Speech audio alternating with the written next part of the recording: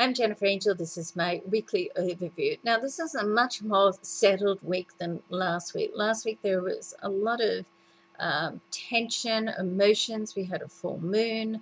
There was a lot of energy that was bringing things to a head. And, if there were cracks in any area of your life, then they were likely to come up, which is a good thing, even though it can be somewhat challenging.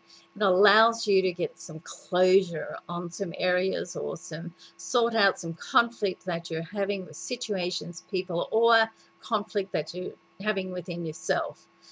So hopefully that transpired last week for you, and this week the aspects are much softer. There are a couple of squares, but they're with Jupiter, so they're not as hard as or challenging as, say, a square between Pluto and Uranus, which are coming up again this year and next year. But anyway, we'll get to that when the time comes.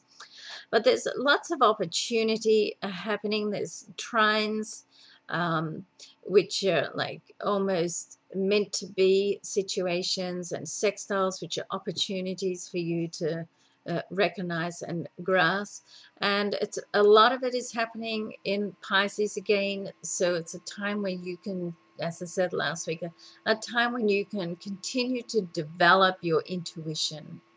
And one of the rules that I always think about is that if it feels right, then it probably is right. If it doesn't feel right, it probably isn't right. Okay, so it's a good time to really learn how to trust your intuition. And this week, you're going to need to be, if you've got opportunities crossing your path, then be quick about looking at them and grasping them. Otherwise they can just pass you by.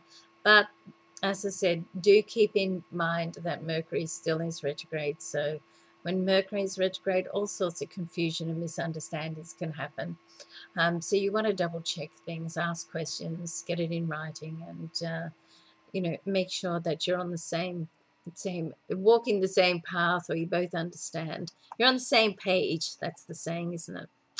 Okay, have a great week, everybody. Love and luck to you. Thank you so much for following me and for all your lovely notes per week. And now as I'm settled, you'll notice that I'm starting to, settled in my new home. You'll notice that I've got a little more time to be able to return the notes. I love to get them. So thanks very much.